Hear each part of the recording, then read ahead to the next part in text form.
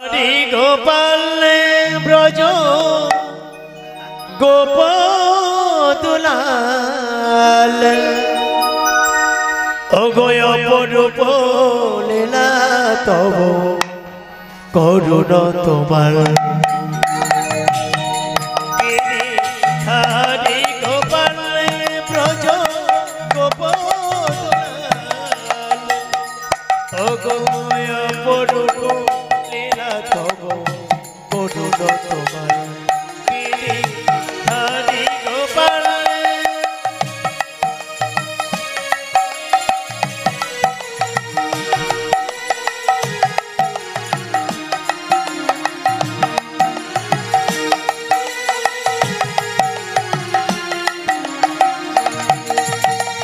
বিশাখার কাছে তুমি চিরনিরূপম, শিরাধার হৃদয়ে চিরকৃতম।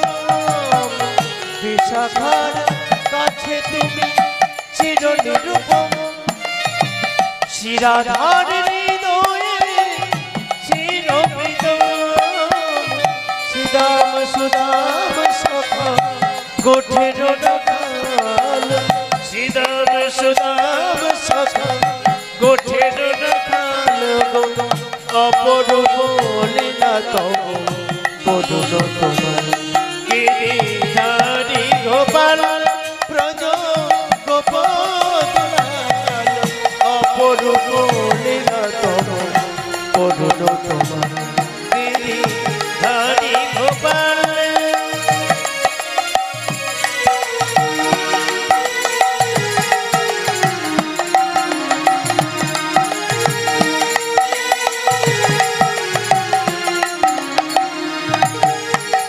মা যশোদার নয়নে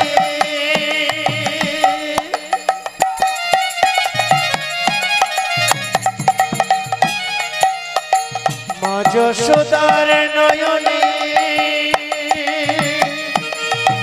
তুমি ননিজন সবাই দুটো দুলাল তুমি আনন্দে বিভোর। মা যশোদার নয়নে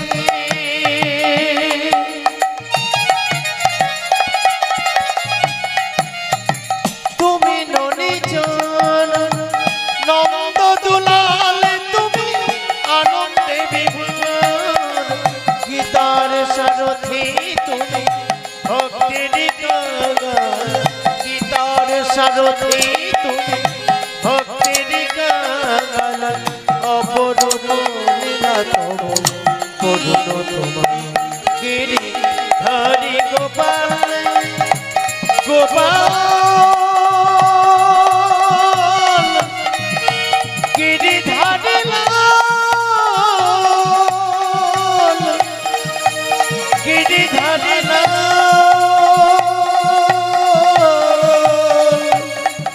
গিরিধারী লাল। অপরূপ লীলা তব করুণ তোমার। অপরূপ লীলা তব করুণ তোমার। গিরিধারী গোপাল। বলুন দুহাত তুলে পরমানন্দে রাধে রাধে। হে ভক্ত মণ্ডলী, স্বয়ং শ্রী ভগবান ব্রহ্মদেবকে বলছেন এই কথা। ভাগবত কথায় মানুষ শুনেছেন, জেনেছেন, কিন্তু বিশ্বাস করেন না। অনেকেই ছোটবেলায় ভাবতো লেখাপড়া করে কি হবে, এই বুঝে বেশিরভাগ মানুষ লেখাপড়া করেনি। তারপর বয়সকালে বুঝেছেন লেখাপড়া না করে সে ভীষণ ঠকেছে। এই ভুল এখন শোধরাবার তার কোনো জায়গা নেই। এখন আবার শাস্ত্র কথায় কান্না দিয়ে বিশ্বাস না করে ছোটবেলার ভুল আর করবেন না। মানুষ হয়ে জন্ম লাভ করেছেন, পরজন্মে আবার মানব জীবন ফিরে পাওয়ার জন্য ভগবানে বিশ্বাস রাখুন, শাস্ত্র কথা মেনে চলুন। হে ভক্ত মণ্ডলী, এক মুনির কথার বিশ্বাসে বিশ্বাসের কি পরম লাভ হয়েছিল ধ্যান দিয়ে শ্রবণ করুন। যাজ্ঞবল্ক্য মুনি অলকানন্দা নদী পার হয়ে শিষ্যের বাড়ি যেতেন। বেশ বেশ। একদিন মুনি নদীর ধারে এসেছেন।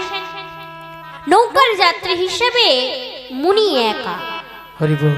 মাঝি একা মুনিকে নিয়ে ওপারে যেতে চাইছে না। মুনি বলেন, ওপারে যাওয়া খুব জরুরি। মাঝি জিজ্ঞাসে, আপনি কেন যান? আজ বা জরুরি কেন? মুনি বলেন, আমি যাই শিষ্যের বাড়িতে। আজ যাওয়া জরুরি হলো, আজ অনেককে দীক্ষা দেব। হরি বল। মাঝি বলেন, দীক্ষা কি?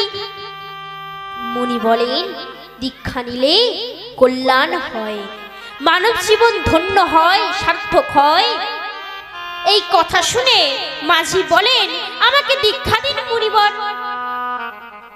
মুনি মনে মনে ভাবেন, মাঝি হলেন কৈবর্ত সম্প্রদায়, একে কি দীক্ষা দেব? আবার মনে মনে ভাবছেন, আমি যদি সরাসরি বলি একে দীক্ষা দেব না, মাঝি যদি একা বলে আমাকে ওপারে না নিয়ে যায়, তাহলে আমার শিষ্যের বাড়ির লোকজনদের দীক্ষা দেওয়ার কি হবে? এই ভেবে মুনি মাঝিকে বলেন, হ্যাঁ, আমি তোমায় দীক্ষা দেব। এই বলে মুনিবর মনে মনে ভাবছেন, একে কি বলি, একে কি বলা যায়? এই ভাবতে ভাবতে মুনিবর মাঝির হাতে বাঁশটি দেখে বলে ফেললেন, 10 হাত কি জয় হোক, 10 হাত কি জয় হোক। এই বলে মুনিবর মাঝির গায়ে একটু জল ছিটিয়ে দিলেন। মাঝির গায়ে জল ছিটিয়ে দিয়ে মাঝি তৎক্ষণাৎ মুনিকে সাষ্টাঙ্গে প্রণাম করে এবং মুনিবর নৌকায় করে অলকানন্দা নদীর ওপারে চলে গেল। মুনিবর নৌকা থেকে নেমে চলে গেলেন। মাঝি ভাবছে, এত সহজে দীক্ষা, এত সহজ মন্ত্র। এই ভেবে মাঝি সারাদিন যতক্ষণ জেগে থাকে ততক্ষণ প্রতি নিঃশ্বাসে বলতে থাকে, 10 হাত কি জয় হোক, 10 হাত কি জয় হোক। এই বলতে বলতে এই বাণী বিরামহীন হওয়ায়, অর্থাৎ এই বাণী বলা কখনো বন্ধ না হওয়ায়, এই বাণী কৈলাসে গিয়ে পৌঁছল। হরি বল, হরি বল, হরি বল। স্বয়ং দেবাদিদেব মহাদেব পার্বতী মাতাকে বলছেন, শুনছ দেবী, অলকানন্দার তীরে তোমার ভক্ত তোমার জয়ধ্বনি দিচ্ছে, তোমার ওখানে যাওয়া উচিত। মহাদেবের মুখে এই কথা শুনে কর্তব্য পালনে পার্বতী মাতা মাঝির নিকটে প্রকট হলেন। মাঝি দুর্গা মাকে দেখে অবাক হয়ে গেল। মাতা বলেন, তুমি কি বর চাও? মাঝি বলেন, কি বর চাইতে হয় আমার তো জানা নেই। আপনি এখানে অপেক্ষা করুন, আমি আমার গুরুর কাছে গিয়ে জিজ্ঞাসা করে আসি। মাঝি গুরুর কাছে গিয়ে 10 হাতের কথা বলে। গুরু বলেন, তুমি তাকে বলবে আমি তোমার গুরুকে দেখতে চাই। এই কথা শুনে ফিরে এসে মাঝি দুর্গা মাকে বলেন, মাতা, আপনি আপনার গুরুকে দেখান। আর তৎক্ষণাৎ স্বয়ং দেবাদিদেব মহাদেব প্রকট হলেন। মাঝি মহাদেবকে দেখেন, একটি লজ্জার বিষয়, অর্ধনগ্ন পোশাক, গোটা গায়ের সাথে ছাই মাখা, এ আবার কে? দেবাদিদেব মহাদেব বলেন, তুমি কি বর চাও? মাঝি বলেন, কি বর চাইতে হয় আমার তো জানা নেই। আপনি এখানে অপেক্ষা করুন, আমি আমার গুরুর কাছে গিয়ে জিজ্ঞাসা করে আসি। মাঝি গুরুর কাছে গিয়ে মহাদেবের কথা বলে। মাঝি গুরুর কথা শুনে ফিরে এসে মহাদেবকে বলেন, প্রভু আপনি আপনার গুরুকে দেখান। আর তৎক্ষণাৎ ভগবান শ্রীকৃষ্ণ প্রকট হলেন। মাঝি শ্রীকৃষ্ণকে দেখে অবাক হয়ে গেল, বাকরুদ্ধ হয়ে গেল, চোখের পলক পড়া বন্ধ হয়ে গেল। শ্রী ভগবান মাঝির অন্তরে আনন্দ হিল্লোল দেখে মৃদুমন্দ হাস্যবদনে বলেন, তুমি কি বর চাও? মাঝি হাত জোড় করে অশ্রু বিগলিত নয়নে কাঁদতে কাঁদতে বলে, হে প্রভু আমি কোনো বর চাই না প্রভু, আমি কোনো বর চাই না, আমি তোমাকে চাই প্রভু, আমি তোমাকে চাই, আমি তোমাকে চাই প্রভু, আমি তোমাকে চাই। আমি সারা জীবনে তোমার সঙ্গে থাকতে চাই প্রভু, আমি সারা জীবনে তোমার সঙ্গে থাকতে চাই। হে ভক্তমণ্ডলী, হে ভক্তিমতী মায়েরা, শ্রী ভগবান হলেন লীলাধর। যাজ্ঞবল্ক্য মুনি ও মাঝির মধ্য দিয়ে এই জগৎকে বার্তা দিলেন, গুরুর কথায় অটুট বিশ্বাস রাখলে আর ভাগবতের সিদ্ধান্ত মেনে চললে প্রত্যেকের জীবন সার্থক সুন্দর হবেই হবে। হরি বল, হরি বল, হরি বল। হে ভক্ত মণ্ডলী, হে সাধুবৃন্দ, হে সাধ্বীগণ, শ্রী শ্রী ভগবান সৃষ্টিকর্তা প্রজাপিতা ব্রহ্মদেবকে আরো বলছেন, সর্ব সমাভিগমনং সর্ব তীর্থাবগাহনং না তথা প্রাবণং নৃণং শ্রীমৎ ভাগবতং যথা। তীর্থস্থানে পুণ্যস্থানে যত পুণ্য না হয়, একক শ্রীমৎ ভাগবত আরো বেশি পুণ্যময়।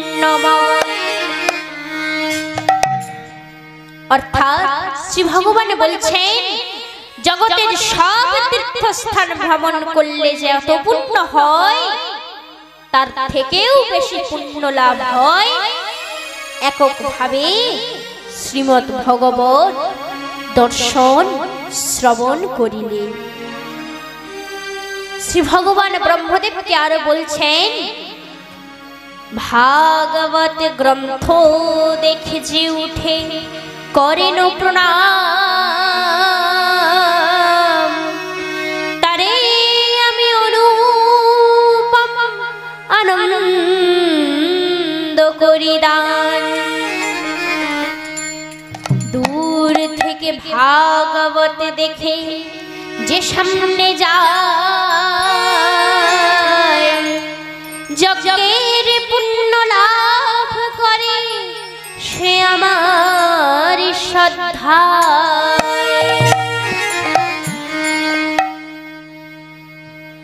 হে ভক্তমণ্ডলী, হে ভক্তিমতী মায়েরা, ভাগবতাসরে শ্রোতাদের অনেককেই দেখি ভাগবত পাঠ বিশ্রাম রাখলে ভক্ত শ্রোতাগণ আসন ছেড়ে চলে যায়। ভক্ত শ্রোতাদের উচিত কি? ভাগবত পাঠ বিশ্রাম রাখলে ভক্ত শ্রোতাদের কর্তব্য ভাগবত গ্রন্থের সামনে এসে ব্যাসাসনের কাছে এসে ভাগবত দর্শন করা, প্রণাম জানানো। আপনি যার যশোগাথা শ্রবণ করলেন তাকে প্রণাম নিবেদন করুন, তার কাছে মাথা ঝোঁকানো তো ভক্তির প্রথম ধাপ। এটাই ভগবানে বিশ্বাস রাখার প্রথম লক্ষণ। হে ভক্ত মণ্ডলী, পরমাত্মা কলির মানুষকে কল্যাণের জন্য ব্রহ্মদেবকে আরো বলছেন, রাজোচিত সামগ্রীতে ভক্তি ভরে করিলে ভাগবতের আসর। আমি ভক্তের বশীভূত হয়ে ভক্তে করি সমাদর। বস্ত্র অলঙ্কার যে করে ভাগবতের আয়োজন,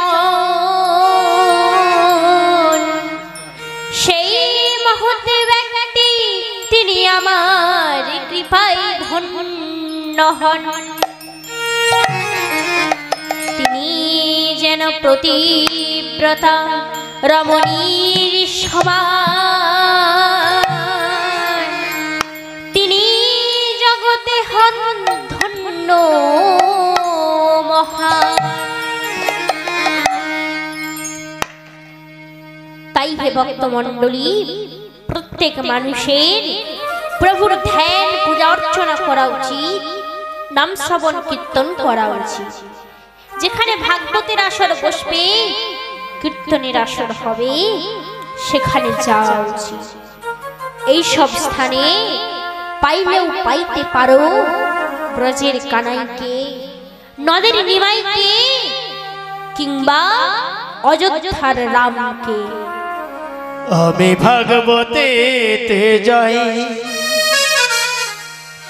যদি দেখা পাই, আমি ভাগবতেতে যাই যদি দেখা পাই, হয় ব্রজের কানাই নয় নদের নিমাই, হয় ব্রজের কানাই নয় নদের নিমাই। আমি ভাগবতেতে যাই যদি দেখা পাই, আমি ভাগবতেতে যাই যদি দেখা পাই, হয় ব্রজের কানাই নয় নদের নিমাই, হয় ব্রজের কানাই নয় নদের নিমাই। আমি ভাগবতেতে যাই সবাই দুটি বাহু যদি তুলে দেখা পাই, আমি ভাগবতেতে যাই যদি দেখা পাই, হয় ব্রজের কানাই নয় নদের নিমাই, হয় ব্রজের কানাই নয় নদের নিমাই। আমি ভাগবতেতে যাই যদি দেখা পাই, আমি ভাগবতেতে যাই যদি দেখা পাই, হয় ব্রজের কানাই নয় নদের নিমাই, হয় ব্রজের কানাই নয় নদের নিমাই। আমি তীর্থে ঘুরি কত আশা করি, আমি তীর্থে ঘুরি কত আশা করি, অযোধ্যার রাধেতে যদি মিলতে পারি। এই আশাতে আমি, এই আশাতে আমি ভাগবতেতে যাই, হয় ব্রজের কানাই নয় নদের নিমাই, হয় ব্রজের কানাই নয় নদের নিমাই। আমি ভাগবতেতে যাই যদি দেখা পাই, আমি ভাগবতেতে যাই যদি দেখা পাই, হয় ব্রজের কানাই নয় নদের নিমাই, হয় ব্রজের কানাই নয় নদের নিমাই। মানুষ হয়ে সাধ করিতে থাকি সবাই। ধ্যানে, প্রভুর কৃপায় মিলবে প্রভু থাকি প্রভুর গানে।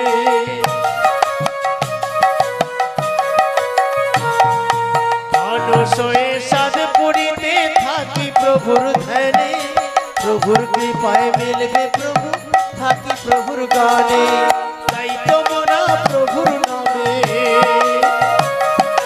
তাই তো মোরা প্রভুর নামে তালি মেরে গাই, হয় ব্রজের সবাই। কানাই নয় নদের নিমাই, হয় ব্রজের কানাই নয় নদের নিমাই।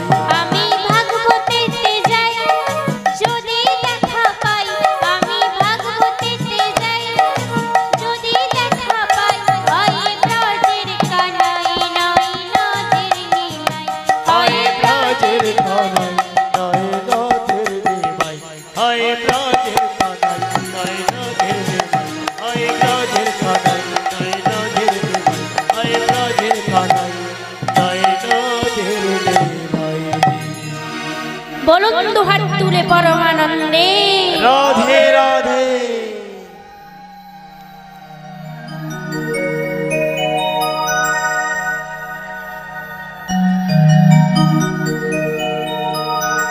হে ভক্তমণ্ডলী, হে ভক্তিমতী মায়েরা, ভাগবতের প্রথম স্কন্ধের অষ্টম অধ্যায়ে পাণ্ডবচরণী কুন্তী মাতা স্তুতির মধ্য দিয়ে ভাবের ভাষায় ভগবান শ্রীকৃষ্ণকে যা বলেছিলেন তাই আমি উপস্থাপন করব। কুন্তী মাতা শ্রীকৃষ্ণকে পত্র দ্বারা জানাচ্ছেন, পুত্র, তোমার 5 ভাই বড় বিপদে রয়েছে। হস্তিনাপুরের রাজকর্মচারী গণের মধ্যে বিষ রোপণ করা হচ্ছে। তোমার ভাইদের বিরুদ্ধে ভুল বোঝানো হচ্ছে। ভবিষ্যতের যুবরাজ হবে যুধিষ্ঠির, কিন্তু তারা যা ধৃতরাষ্ট্রের মনের সম্মতিতে নয়, যুবরাজ হচ্ছে কেবল লোকাচারের মধ্য দিয়ে। কারণ যুধিষ্ঠির দুর্যোধনের থেকে বড়। ভগবান শ্রীকৃষ্ণ কুন্তী মাতার চিঠিতে পুত্রদের ভয় অনুভূতি পাঠ করছেন। অন্তর্যামী শ্রী ভগবান সব বুঝতে পারছেন। কুন্তী মাতার অনুভব সত্য। ভগবান অন্তর্যামী, তিনি সব জানেন। ব্রহ্মা ধরণী দেবীর ভার লাঘবের জন্য সমাধিস্থ হয়ে জেনেছেন বসুদেব গৃহে সাক্ষাৎ ভগবান পুরুষোপরা জনিষতে তৎপ্যার্থং সম্ভবন্তু শ্রস্ত্রিয়া। সমাধিস্থ ব্রহ্মা শোনেন আকাশবাণী, যদুবংশে জন্ম নিবেন ভগবান অন্তর্যামী।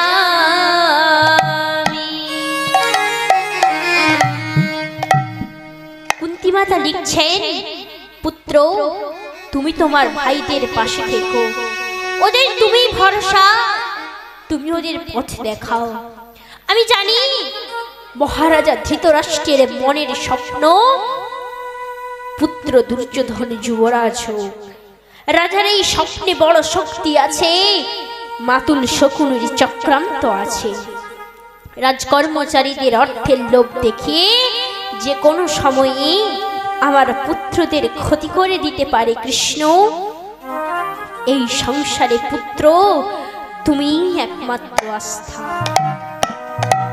পত্র লিখতে গিয়ে কুন্তী মাতা শত্রু বিনাশক শ্রীকৃষ্ণের ধ্যানে নিমগ্ন হয়ে গেলেন। হরি বল হরি বল হরি বল। কৃষ্ণায় বাসুদেবায় দেবকী নন্দনায় চ নন্দ গোপকুমারায় গোবিন্দায় নমো নমো। কেবায়ং নাম রূপভ্যং যোদুবিঃ সহ পাণ্ডবা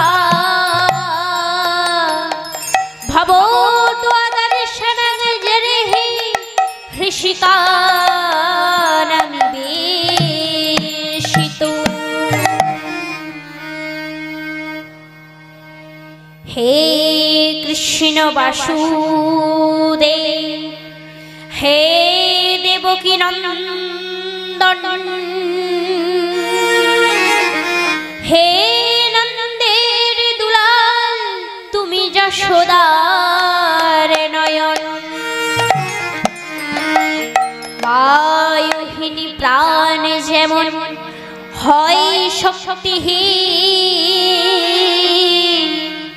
তুমি ছাড়া পাণ্ডবগণ হবে শক্তিবিহীন।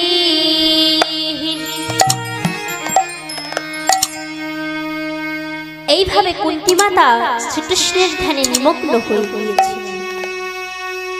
কুন্তী মাতা কৃষ্ণের ভক্ত ছিলেন। আমরা আমাদের সংসারে অনেককে বলা বলি করতে শুনি, অমুক ব্যক্তি ভগবানের ভীষণ পরম ভক্ত। সত্যি কথা বলতে হে ভক্ত মণ্ডলী, আমরা কেউ পরম ভক্ত নই। পরম ভক্ত তো দূরের কথা, আমরা কেউ ভক্তই হতে পারিনি। পরম ভক্ত তো ভগবানের স্বয়ং পাটরানী গণ নয়।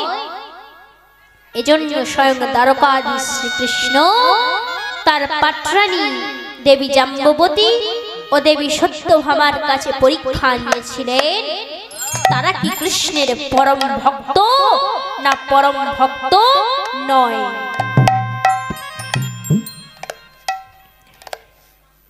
একদিন দ্বারকায় ভগবান শ্রীকৃষ্ণ বাল্যকালে বৃন্দাবনের গোপীদের ভক্তি প্রেমে প্রেমাবিষ্ট হয়ে সমাধিস্থ অবস্থায় বংশী বাজাচ্ছেন।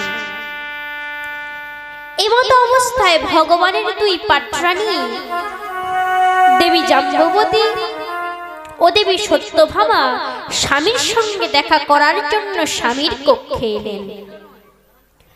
দুই দেবী অনেক সময় অপেক্ষা করলেন, তবুও প্রভুর টনক লড়ল না। দেবী সত্যভামা দেবী জাম্ববতীকে বলে, দিদি তুমি তো আমার আগে স্বামীর সেবার জন্য এসেছো, তুমি কি কোনোদিনও স্বামীকে এইভাবে ভাবে বিভোর হয়ে বংশী বাজাতে দেখেছো? দেবী জাম্ববতী বললেন, না বোন, আমি তো কোনোদিনও স্বামীকে এইভাবে ভাবে বিভোর হয়ে বংশী বাজাতে দেখিনি। দেবী সত্যভামা তার পায়ের নুপুর বাজালেন, তবু প্রভুর টনক লড়ল না। দেবী জাম্ববতী তার হাতের কঙ্কন প্রভুর কর্ণের কাছে বাজালেন, তবুও প্রভুর টনক লড়ল না। দুই দেবী এবার ভগবানের ওপর ক্রুদ্ধ হয়ে নিজেদের কক্ষে গমন করলেন। দুই দেবী একান্তে আলোচনা করছে, আমরা কি স্বামীকে ঠিকমতো সেবা দিতে পারিনি? আমরা কি স্বামীকে ঠিকমতো আদর যত্নে রাখতে পারিনি যে স্বামী আমাদের উপস্থিতি স্বীকার করলেন না? এমত অবস্থায় ত্রিলোক ভ্রমণকারী দেবর্ষি নারদ এই স্থলে উপস্থিত হলেন। দেবর্ষি নারদ বলেন, কি দেবীগণ, আপনারা বৃথা তর্জমা করছেন। প্রভু তো এখন বাল্যকালে বৃন্দাবনের গোপীদের ভক্তি প্রেমে প্রেমাবিষ্ট হয়ে আছেন। দুই দেবী ক্রুদ্ধ হয়ে বলেন, মুনিবর, এ আপনি কি বলছেন? প্রভু আমাদের বিবাহ করেছে, এখনো পর্যন্ত প্রভু বাল্যকালে বৃন্দাবনের গোপীদের ভক্তি প্রেমে প্রেমাবিষ্ট। কেন বাল্যকালে বৃন্দাবনের গোপীগণ কি প্রভুর পরম ভক্ত? আমরা কি প্রভুর পরম ভক্ত নই? এমত অবস্থায় দ্বারকাধীশ শ্রীকৃষ্ণ এই স্থলে উপস্থিত হলেন। দেবর্ষি নারদ নারায়ণ নারায়ণ বলে এই স্থল পরিত্যাগ করলেন। দুই দেবী ক্রুদ্ধ হয়ে বলেন, স্বামী, আপনি আমাদের বিবাহ করেছেন, এখনো পর্যন্ত আপনি বাল্যকালে বৃন্দাবনের গোপীদের ভক্তি প্রেমেই প্রেমাবিষ্ট। কেন বাল্যকালে বৃন্দাবনের গোপীগণ কি আপনার পরম ভক্ত? আমরা কি আপনার পরম ভক্ত নই প্রভু? শ্রী ভগবান বললেন, সে তো সময়ই বলতে পারবে দেবীগণ। দুই দেবী এবার ভগবানকে সেবা দেওয়ার জন্য নিজ হস্তে 36 রকমের ব্যঞ্জন বানিয়ে প্রভুকে সেবা দিচ্ছেন। ভগবান বললেন, আজ ভোজনের কি সুস্বাদু গন্ধ, আজ আমি সব ভোজন করব। দেবী সত্যভামা বলেন, হ্যাঁ প্রভু, আজ কিন্তু আপনাকে সব ভোজন করতে হবে। ভগবান হস্ত ধৌত করে ভোজন গ্রহণ শুরু করলেন। দেবী সত্যভামা বলেন, স্বামী, ভোজন কি বাল্যকালে বৃন্দাবনের গোপীগণ দিতেন? শ্রী ভগবান বললেন, তাদের শুধু রুটি আর মাখন, তাতে শুধু আমার পেটের খিদে নয়, এই মনের খিদাও মিটে যেত। দেবী জাম্ববতী বলেন, স্বামী, সেই রুটি আর মাখনে এমন কি ছিল যাতে শুধু আপনার পেটের খিদে নয়, এই মনের খিদাও মিটে যেত? ভগবান ভেকুর তুলে বললেন, অন্য ব্যঞ্জনে মাখনের শব্দ। ভগবান দেবী জাম্ববতীর এই প্রশ্নের কোনো উত্তর দিলেন না। ভগবান এবার শয়নকক্ষে প্রস্থান করলেন। ভগবান এবার ছল করে পেটের যন্ত্রণা করালেন। ভগবান দুই দেবীকে ডাকলেন। দুই দেবী এলেন। দুই দেবী বলেন, স্বামী, আপনার কি হয়েছে স্বামী?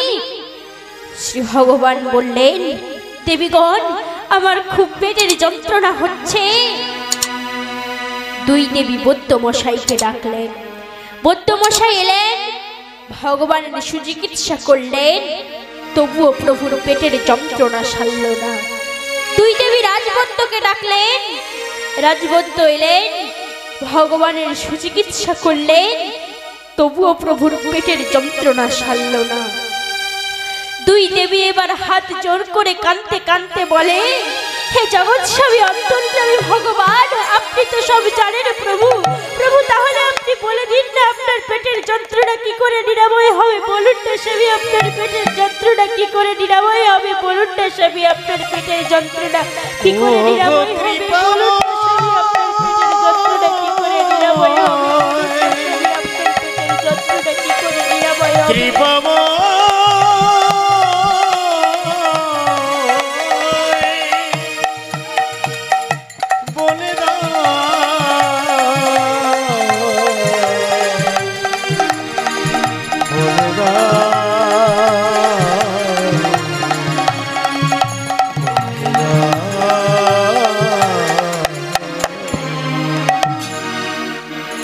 ভগবান বললেন, দেবীগণ, আপনার তো আমার পরম ভক্ত। দিনটা চরণ ধুলি, দিনটা চরণ ধুলি, আমি সেই চরণ ধুলি সেবন করে পেটের যন্ত্রণা নিরাময় করব। দিনটা চরণ ধুলি, আমি সেই চরণ ধুলি সেবন করে পেটের যন্ত্রণা নিরাময় করব। দুই দেবী হাত জোড় করে কাঁদতে কাঁদতে বলে, হে জগৎস্বামী অন্তর্যামী ভগবান, আপনি কি বলছেন? আপনি দ্বারকার অধিপতি, দ্বারকার মহারাজ ভগবান শ্রীকৃষ্ণ। আপনি আমাদের স্বামী, আর স্বামী হলো পরম দেবতা। আপনাকে চরণ ধুলে দিয়ে কি আমি 7 জন্ম নরকগামী হব? না না প্রভু, আমি আপনাকে চরণ ধুলি দিতে পারবো না প্রভু, আমি আপনাকে চরণ ধুলি দিতে পারবো না প্রভু, আমি আপনাকে চরণ ধুলি দিতে পারবো না। শ্রী ভগবান বললেন, তাহলে অক্রুর মশাইকে ডাকো। অক্রুর তো আমার পরম ভক্ত, ও নিশ্চয়ই আমাকে চরণ ধুলি দেবে। দুই দেবী অক্রুর মশাইকে ডাকলেন। অক্রুর মশাই এলেন। অক্রুর মশাই বললেন, প্রণাম দ্বারকাধীশ, আপনি আমায় ডেকেছেন? শ্রী ভগবান বললেন, অক্রুর মশাই, আপনি তো আমার পরম ভক্ত। তিনটা চরণ ধুলি, তিনটা চরণ ধুলি, আমি সেই চরণ ধুলি সেবন করে পেটের যন্ত্রণা নিরাময় করব। তিনটা চরণ ধুলি, আমি সেই চরণ ধুলি সেবন করে পেটের যন্ত্রণা নিরাময় করব। তিনটা চরণ ধুলি, আমি সেই চরণ ধুলি সেবন করে পেটের যন্ত্রণা নিরাময় করব। অক্রুর সেই হাত জোড় করে কাঁদতে কাঁদতে বলে, হে জগৎস্বামী অন্তর্যামী ভগবান, আপনি কি বলছেন? আপনি দ্বারকার অধিপতি, দ্বারকার মহারাজ ভগবান শ্রীকৃষ্ণ। আপনাকে চরণ ধুলি দিয়ে কি আমি 7 জন্ম নরকগামী হব? না না প্রভু, আমি আপনাকে চরণ ধুলি দিতে পারবো না প্রভু, আমি আপনাকে চরণ ধুলি দিতে পারবো না প্রভু, আমি আপনাকে চরণ ধুলি দিতে পারবো না প্রভু, আমি আপনাকে চরণ ধুলি দিতে পারবো না। শ্রী ভগবান বললেন, তাহলে দ্বারকায় যাও। দ্বারকায় নিশ্চয়ই কোনো পরম ভক্ত থাকবে যে আমাকে চরণ ধুলি দেবে। অক্রুর মশাই দ্বারকার রথ নিয়ে দ্বারকায় ঝাঁঝরা পেটাতে পেটাতে বলতে লাগলেন, শুনুন শুনুন দ্বারকাবাসীগণ, আপনাদের আমাদের দ্বারকা অধিপতি ভগবান শ্রীকৃষ্ণের খুব পেটের যন্ত্রণা হয়েছে।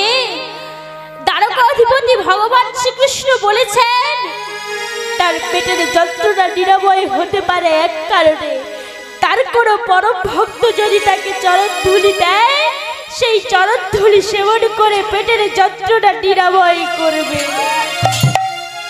আর যেই না এই কথা দ্বারকাবাসী শুনেছে, সবাই রথের পাশে গোল হয়ে হাত জোড় করে কাঁদতে কাঁদতে বলে, হে অক্রুর মশাই, হে আপনি কি বলছেন? উনি দ্বারকার অধিপতি, দ্বারকার মহারাজ, উনি ভগবান, ওনাকে চরণ ধুলে দিয়ে কি আমরা সাধু জনম নরকগামী হব?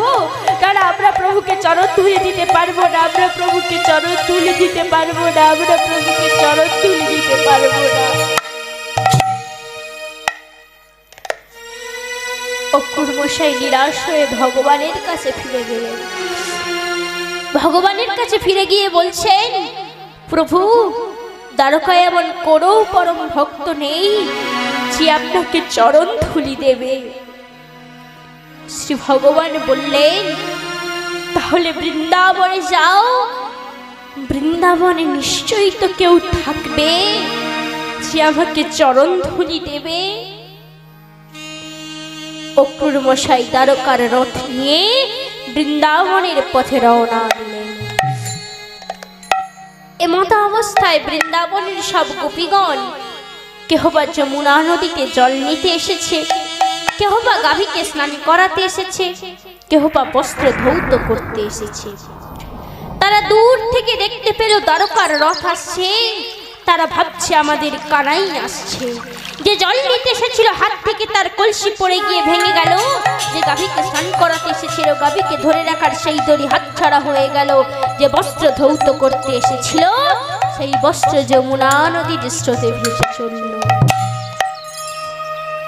অক্রুর মশাই এলেন, সব গোপীগণ একসাথে আনন্দে উৎফুল্ল হয়ে বলেন, আমার কানাইকে আপনাকে পাঠিয়েছে আমাকে নিতে, আমার কানাইকে আমার মাখন নিতে আপনাকে পাঠিয়েছে, আমার কানাইকে আমার জন্য কোনো পত্র পাঠিয়েছে।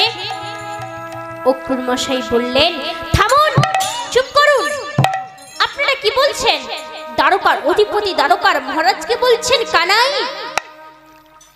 সব গোপীগণ একসাথে আনন্দে উৎফুল্ল হয়ে বলল, সে যদি স্বয়ং পরমাত্মা ভগবান হয় তবুও সে আমাদের কাছে কানাই, ননিচোরা, গোপালই থাকবে। অক্রুর মশাই বললেন, তোমাদের কানাই ভালো নেই। আর যেই না এই কথা বাল্যকালে বৃন্দাবনের গোপীগণ শুনেছে, সবাইয়ের মাথায় যেন বজ্রপাত ঘটেছে। সবাই রথের পাশে গোল হয়ে হাত জোড় করে কাঁদতে কাঁদতে বলে, হে জগৎ স্বামী অন্তর্যামী ভগবানের কি হয়েছে বলুন না অক্রুর মশাই, বলুন না অক্রুর মশাই আমার কানাই কি হয়েছে, বলুন না অক্রুর মশাই আমার কানাই কি হয়েছে, বলুন না অক্রুর মশাই আমার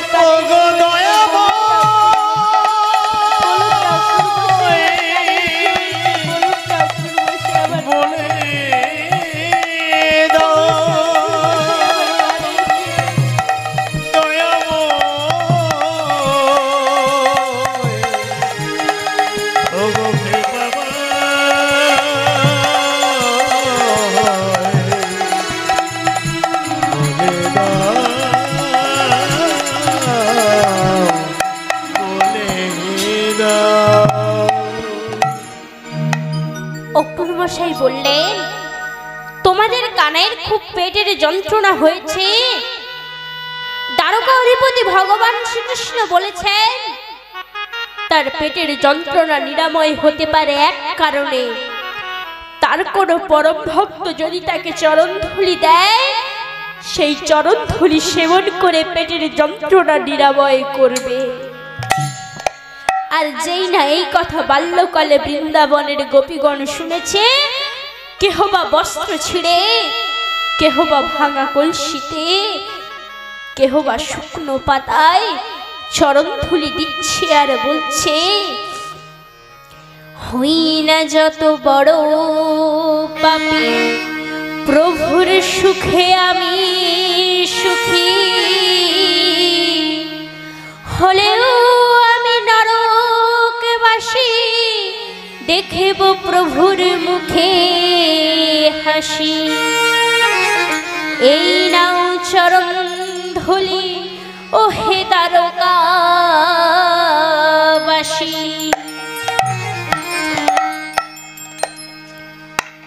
অক্রুরমশাই বললেন, এত চরণ ধুলি লাগবে না। দ্বারকা অধিপতি বলেছেন, একটু চরণ ধুলি হলেই হবে। সব গোপীগণ কাঁদতে কাঁদতে বলে, কানাই যখন এই চরণ ধুলি সেবন করবে তখন আমাদের 7 জনম নরকগামী হতে হবে। আর আমরা যখন 7 জনম নরকগামী থাকবো, তার মধ্যে যদি আবার কানাইয়ের পেটের যন্ত্রণা হয়, তোমরা কি তখন কেউ কানাইকে চরণ ধুলি দেবে? তোমরা তো তখন কেউ কানাইকে চরণ ধুলি দেবে না। তাই এতই চরণ ধুলি নিয়ে যাও। অক্রুরমশাই চরণ ধুলি নিয়ে দ্বারকায় প্রভুর কাছে ফিরে গেলেন। ভগবানের কাছে ফিরে গিয়ে ভগবানের চরণ ধরে কাঁদতে কাঁদতে বলে, হে জগৎ স্বামী অন্তর্যামী ভগবান, আপনি আমায় ক্ষমা করুন প্রভু। প্রভু, আমি আমার ভুল বুঝতে পেরেছি।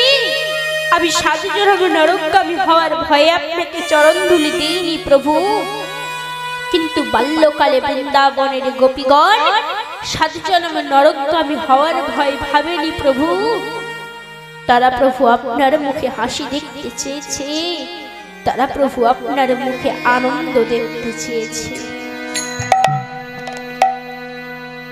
অক্রুরমশাই বললেন, ধন্য প্রভু আপনি, ধন্য আপনার প্রেম। এই বলে অক্রুরমশাই কক্ষ থেকে প্রস্থান করলেন। 2 দেবী ভগবানের চরণ ধরে কাঁদতে কাঁদতে বলে, হে জগৎ স্বামী অন্তর্যামী ভগবান, আপনি আমায় ক্ষমা করুন প্রভু। প্রভু, আমি আমার ভুল বুঝতে পেরেছি। আমি 7 জনম নরকগামী হওয়ার ভয়ে আপনাকে চরণ ধুলি দিইনি প্রভু। কিন্তু বাল্যকালে বৃন্দাবনের গোপীগণ 7 জনম নরকগামী হওয়ার ভয় ভাবেনি প্রভু। তারা প্রভু আপনার মুখে হাসি দেখতে চেয়েছে, তারা প্রভু আপনার মুখে আনন্দ দেখতে চেয়েছে। দেবী সত্যভামা তার ভুল বুঝতে পেরে সেদিন বলেছিলেন, তুমি জগতের নাথ, তুমি আলোক পথের দিশারি, তুমি অজ্ঞানের ভুল ভাঙাও, তুমি জগন্নাথ স্বামী। জগন্নাথ স্বামী তুমি, নয়ন পথ গামী তুমি, জগন্নাথ স্বামী তুমি, নয়ন পথ গামী তুমি, জগন্নাথ স্বামী তুমি,